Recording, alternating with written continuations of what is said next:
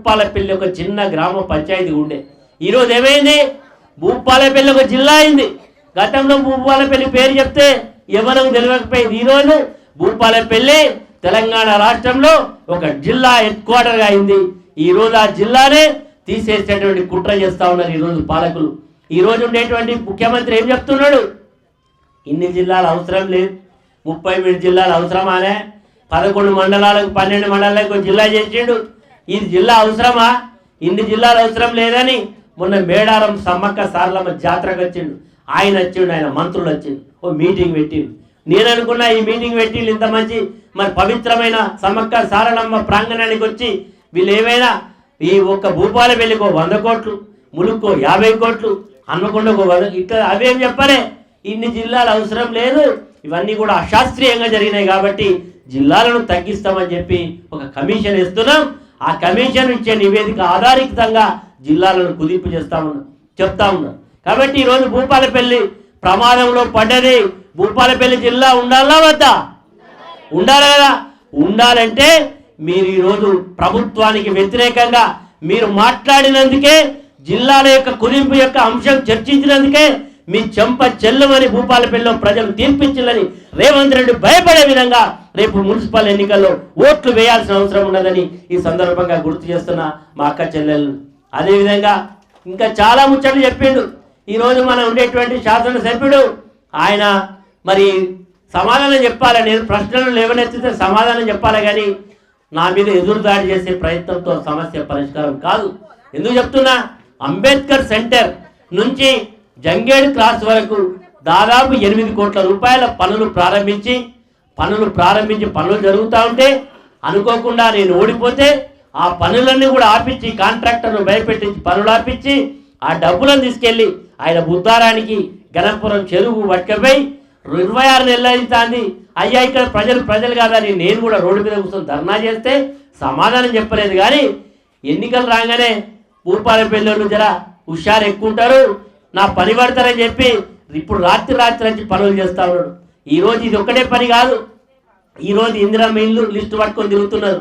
మీ ఊళ్ళో కూడా, మీ వాడ కూడా ఆయన వస్తాడు, ఇగో అక్క నీకు ఇల్లు లేదు కదా, మా దాంట్లో పేరు రాస్తాను, మా సారు చెప్తాం, నీకు ఇల్లు పెట్టిస్తామని ఒక ఆయన ఇల్లు లిస్టు రాస్తాడు, ఒక ఆయన ఎంక్వైరీ ఆఫీసర్ వస్తాడు, ఇగో ఎమ్మెల్యే సార్ లిస్టు పంపిండి నీ పేరు ఉన్నదా తెలుసుకురమ్మని. మనం ఇచ్చినటువంటి 2 బెడ్రూమ్ ఇళ్ళనేమో ఆ రోజు వాళ్ళ పార్టీ కార్యకర్తలకు దారాదత్తం చేసేటువంటి ప్రయత్నం చేసి ఇవ్వడం జరిగింది. ఈ రోజు వరకు కూడా అప్పనంగా 1,00,000కో 2 లక్షలకో 2.5 లక్షలకు అమ్ముకున్నారు. ఈరోజు ఇందిరమ్మ ఇళ్ల పేరు మీద ఓట్లు తట్టుకునే కార్యక్రమాలు చేస్తున్నారు. కాబట్టి ఈరోజు మీరందరూ కూడా పనిచేసేటువంటి వ్యక్తిని ఆదరించాలి. ఎందుకంటే 5 ఏళ్ళు మీ అందరికీ సోదరిమని, మీ ఆడబిడ్డగా మీ అందరికీ సేవలు అందించింది. మరి ఈరోజు మీ అందరికీ మీరందరూ కూడా ఒప్పుకుంటే మళ్ళీ ఆమెనే అభ్యర్థిగా పంపిస్తా. ఒప్పుకుంటారా లేకపోతే సాదుకుంటారా చంపుకుంటారా మీ చేత? మీరు సాదుకుంటట్టయితే చప్పట్లు కొట్టుల్లి, వద్దనుకుంటే ఊకోండి. సోదరిమని కనుక మీరందరూ కూడా ఇది మహిళకు రిజర్వ్ చేయబడ్డది, ఈమె మాకు పని చేస్తుంది, మా సేవకురాలుగా సేవ చేస్తుందని నమ్మితే రేపు ఆమెకు టికెట్ ఇస్తే మీరు అందరు కూడా గెలిపించే బాధ్యత మీ బుధ స్కంధాల మీద వేయాలి. ఎందుకంటే ఎప్పుడైనా మనందరం కూడా ఆర్ఎంపీ డాక్టర్ దగ్గర పోతాం, ఆయన తెలిసినోడు మంచిగా సూదిస్తాడు, మంచి మంది ఇస్తాడని. మనం కూడా తెలిసిన రాజకీయ నాయకుడు నమ్మి ఉంటే మీరు మాట అన్నా, ఒకసారి గట్టిగా అన్నా పడుతారు, మీకు అందుబాటులో ఉండి పనిచేస్తారు. ఈరోజు చాలామంది వస్తారు, ఎన్నికలు రాగానే అక్క చెల్లె మేము ఇది చేస్తాం అది చేస్తాం, ఎలక్షన్లు కాగానే మళ్ళీ మాయమైపోయేటోళ్ళు ఉంటారు. మీ అందరికీ మీలో ఆడబిడ్డగా, మీకు ఒక బిడ్డగా, మీ యొక్క అక్కగా చెల్లెగా, అందరికంటే చిన్నదే మీ అందరికీ ఒకవేళ సీను మరి ఏమన్నా ఉన్నా మౌనిక ఈరోజు నాకు తెలిసైతే ఒక మంచి మరి అందరికీ అందుబాటులో ఉండి సేవ చేసేటువంటి నాయకురాలు. నేను 5 ఏళ్లలో ఎప్పుడు వచ్చినా పనులే అడిగిళ్ళు, సార్ మాకు కాలనీకి ఇది కావాలి, మా సార్లీకి రోడ్డు కావాలి, మా పార్కు కావాలి, మాకు ఇది కావాలని అడిగిళ్ళు.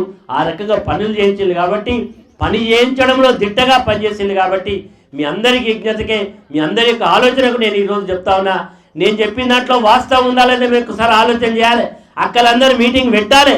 నేను చెప్పిన దాంట్లో అవాస్తవం ఉందా వాస్తవం ఉందా? రేవంత్ రెడ్డి ఇన్ని చెప్పి అధికారంలోకి వచ్చి ఈరోజు ఒక్కటైనా చేసిండా? మీ అందరికి చేసింది ఏందా? ఒక్క బస్సు ఇచ్చిండు. ఆ బస్సు ఇస్తే ఎవరు ఎక్కుతారు? మీరు ఎక్కుతారు. ఆ రోజు బస్సులు ఎక్కేటోళ్ళు రోజు వేరే వాళ్ళు. మనం ఎప్పుడు 6 నెలలకు 3 నెలలకు ఎక్కితే ఈరోజు ఆ యొక్క మరి ఒత్తిడి వల్లనో లేకపోతే అక్కడ ఉండే పరిస్థితుల వలన మీకు అమర్యాద తప్ప గౌరవం మాత్రం దొరకలేదు. మేము ఈరోజు ప్రజల పక్షాన డిమాండ్ చేసేది 2500 మా ఆడబిడ్డలకు ఇస్తే అది నిజమైనటువంటి సంక్షేమ పథకం అవుతుంది.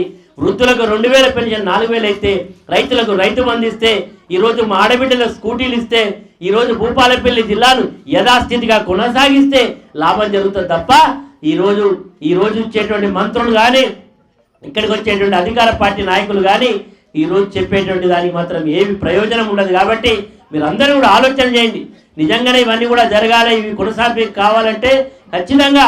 ఎందుకంటే మా ఆడబిడ్డలు తొందరగా నమ్ముతారు ఏదైనా ఆశ అంటే. ఎందుకంటే చాలామంది మోసపోతుంటారు ఆడబిడ్డలు. ఎందుకంటే ఓడొస్తాడు, అక్క మీ బంగారాన్ని మెరుగులు పట్టిస్తా అంటారు. పుష్కరమని నమ్మితే గొలుసు అడ్డైపోతుంది. పోయిందానే అక్కడిక్కడ చూస్తా ఉంటాం మనం.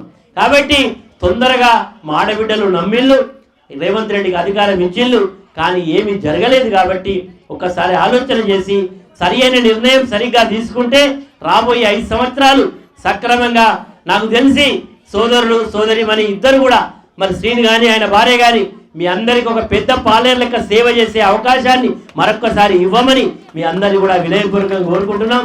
రేపు ఎన్నికలు ఎప్పుడు వచ్చినా మీరు అందరూ కూడా ఆలోచన చేయాలి. ఇది కేవలం ఒక భూపాలపల్లి పట్టణం యొక్క సమగ్ర అభివృద్ధికి సంబంధించినటువంటి అంశం. భూపాలపల్లి యొక్క భవిష్యత్తుకు సంబంధించిన ఎన్నిక.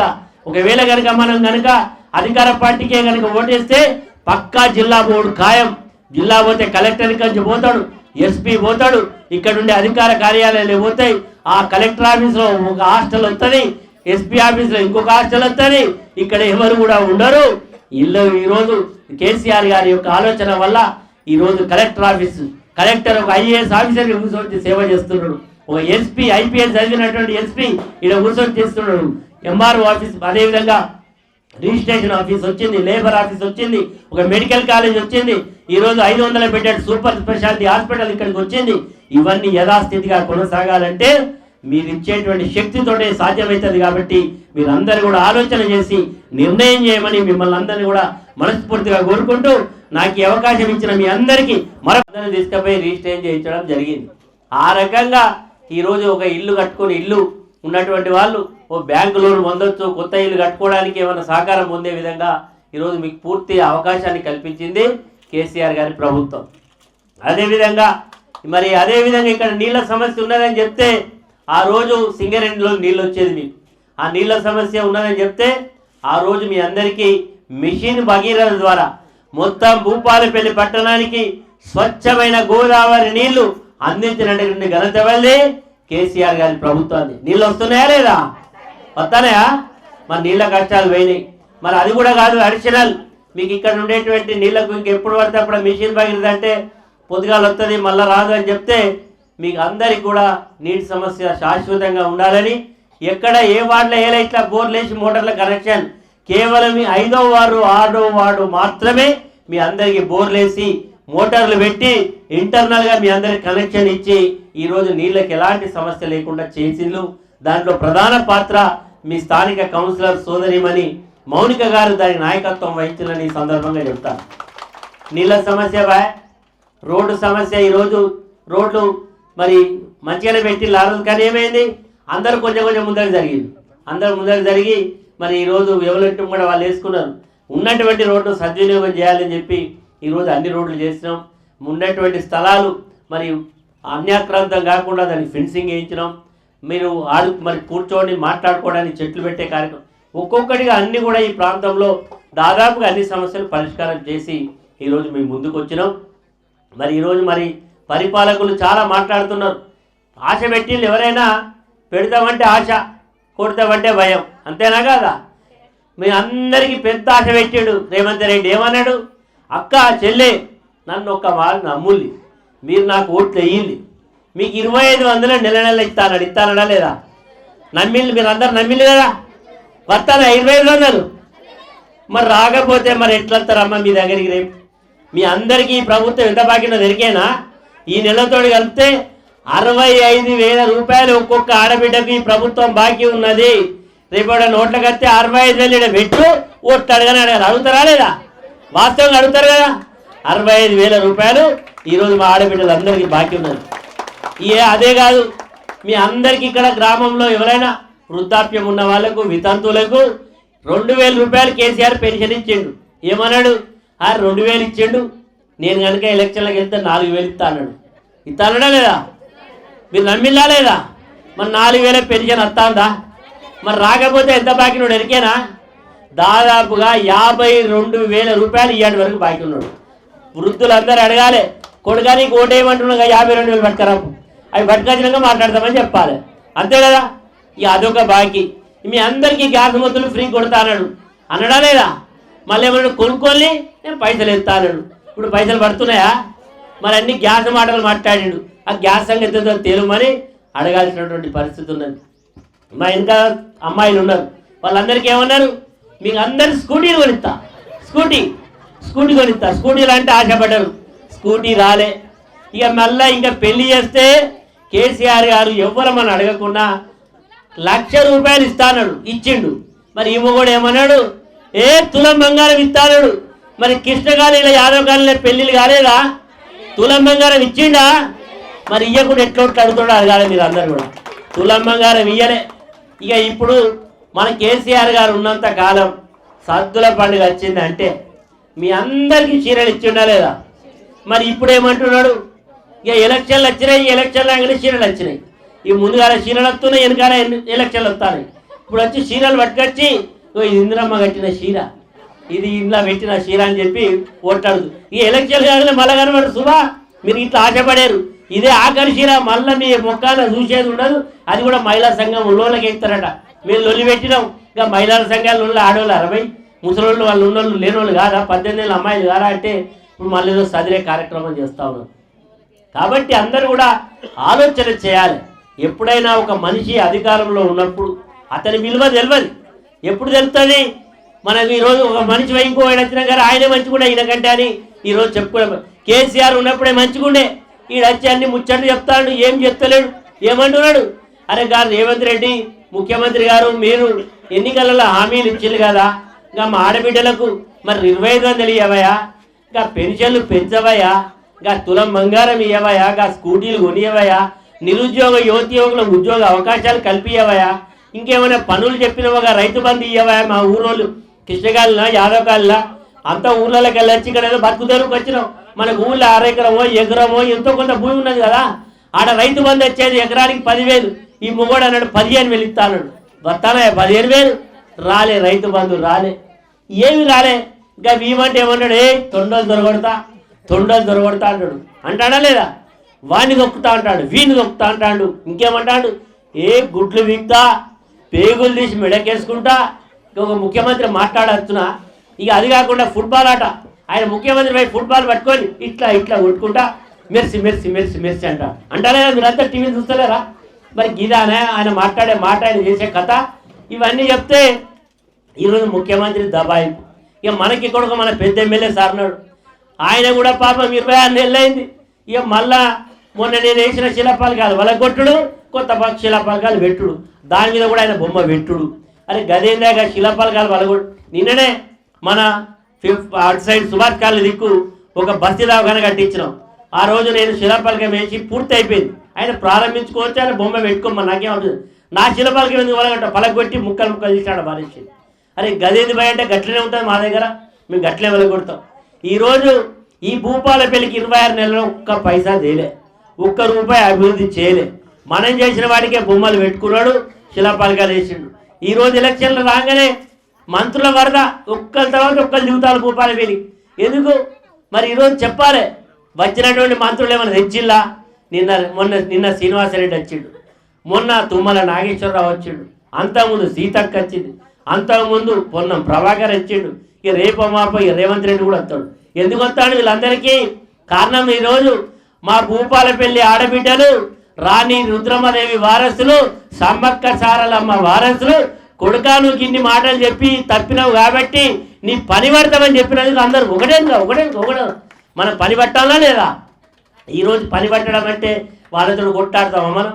వాళ్ళతో కొట్లాడితే వాళ్ళకి శక్తే అంటే పోలీసులు వస్తారు, అంటే పోలీసులు వస్తారు. వాళ్ళ దగ్గర ధనబలం అధికార బలం ఉన్నది కాబట్టి కొట్లాడడం శక్తి మనకు లేదు. మన దగ్గర ఉన్న శక్తి ఏంది? ఓటు అనే శక్తి ఉంది. ఆ శక్తిని ప్రయోగిస్తే ఈ ప్రభుత్వం మూర్ఛ పడిపోతుంది, ఖచ్చితంగా ఎన్నికల హామీలు అవుతాయి. కాబట్టి ఆడబిడ్డలందరూ కూడా ఆలోచన చేసి రేపు ఎన్నికల్లో ఈ ప్రభుత్వానికి గుణపడని చెప్పాలి. చెప్తారా లేదా చెప్పాలి. ఎందుకు చెప్తున్నా, ఈరోజు 5 సంవత్సరాలు ఈ ప్రభుత్వం యొక్క పదవీ కాలం ఉన్న సమయమైనా సక్రమంగా పని చేయాలి. ఇచ్చిన హామీలు అమలు చేయాలంటే ఓటు ద్వారా ఈ ప్రభుత్వానికి బుద్ధి చెప్పాల్సిన అవసరం ఉన్నది. మీరు అందరూ కూడా ఆలోచన చేయండి. ఈరోజు భూపాలపల్లి మీరందరూ కూడా ఓ 10 ఏళ్ల కిందనో 15 ఏళ్ల కిందనో 20 ఏళ్ల కిందనో ఇక్కడికి వచ్చిన వాళ్ళు 20 ఏళ్ల కింద ఎట్లున్నా భూపాలపల్లి ఇట్లనే ఉన్నదా భూపాలపల్లి అని ఈ గత 5 ఏళ్లలో ఆమె కౌన్సిలర్గా ఉన్నప్పుడు ఏమేమి పనులు జరిగినాయో అవన్నీ కూడా మీ ముందు దృష్టి పెట్టడం జరిగింది. వాస్తవమేనా ఆమె చేసింది పనులు? నిజమేనా అబద్ధమా? నిజమే కదా. మీ అందరికీ నేను ఎమ్మెల్యేగా వచ్చినప్పుడు ఆ రోజు మీ సమస్య చెప్పేళ్ళు.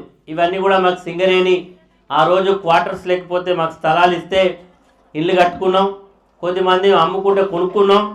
ఇవన్నీ కూడా మరి మాకు ఎలాంటి పత్రాలు లేవు అని చెప్తే ఆనాడు ముఖ్యమంత్రి కేసీఆర్ దగ్గరికి వెళ్ళి ఈ విషయాలన్నీ కూడా చెప్పడం జరిగింది. కేసీఆర్ గారు ఆ రోజు సింగరేణి చైర్మన్ని పిలిపిస్తే నేనన్నా ఇక్కడ మనొక్కటే కాదు ఇంకా చాలా దిక్కులు ఉంటాయని చెప్పి సింగరేణికి సంబంధించిన అందరు ఎమ్మెల్యేలను కలిసి ఒక మీటింగ్ పెట్టి ఇలాంటి భూములు ఎక్కడున్నాయని కూడా మొత్తం తీసి మరి అందరికీ ఒక ప్రత్యేకమైనటువంటి జీవో తీసుకొచ్చి ఈ సింగరేణి యొక్క భూములు డైరెక్ట్ సింగరేణి మనకి ఇవ్వడానికి వీల్లేదు కాబట్టి ఈ స్థలాన్ని ప్రభుత్వానికి ఇప్పించి ప్రభుత్వం ద్వారా మీకు పైసా ఖర్చు లేకుండా రిజిస్ట్రేషన్ పైసలు కూడా ప్రభుత్వమే కట్టి మీ అందరికీ రిజిస్ట్రేషన్ చేయించింది. వాస్తవం అవునా కాదా?